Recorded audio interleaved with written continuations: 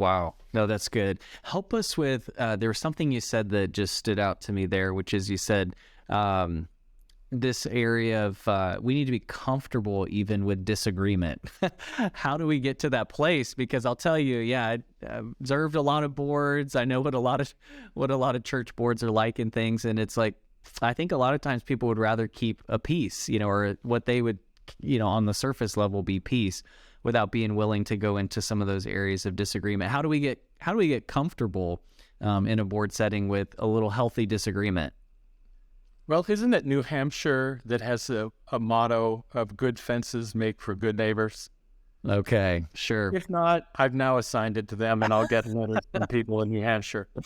Well, let's decide what is a personal issue and what's a public issue.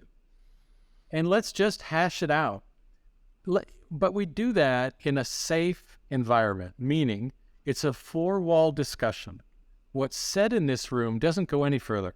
I would encourage the staff, I can think of one in particular, I told them many times, disagree with me, say anything you want, vent even in this room. You may have to apologize afterward if you go too far, but you apologize to this group and it all stays here.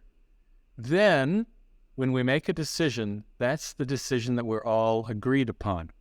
There's no going around later and say, well, I didn't vote for that. I'm not really for it. No, this was our position that we took.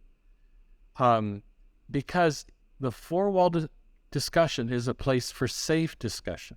So I can say things to you in that four-wall discussion. I'm not doing it at Denny's. I'm not doing it in your home. We're doing it in the confines of this board meeting.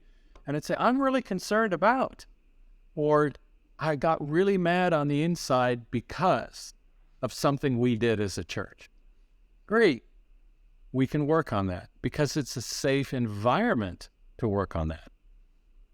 And then if the decision doesn't go my way, if all the other board members say, we heard you, Fletch, but we don't see it that way. Well, if 10-1, probably even 101, okay, at least I said my deal. I'm cool. And if it turns out later that I'm right and there was something improper going on, I can't hold up my flag and say, ha, I told you so. No, it's just like, well, we talked about it as a board and it wasn't the right time to look into it, and shame on us all. Sure. But to have that process, boy, that'd be so healthy, for many boards. Hold on, Mike, I'll say one more. What happens so many times at the board level is we're focused on the wrong discussion. We're focused on nickels and noses and programmatic things instead of church-wide issues, instead of the health of our senior staff. So we'll do some little perfunctory prayers. God bless this, God bless that. Those are great, but it's far better to have a limited agenda, but a deeper agenda on the things that really matter for the 6, 12, and 3-year items for your church. And this would be one of them. Hey, how do we have good communication? How do we strengthen integrity? Huge issues.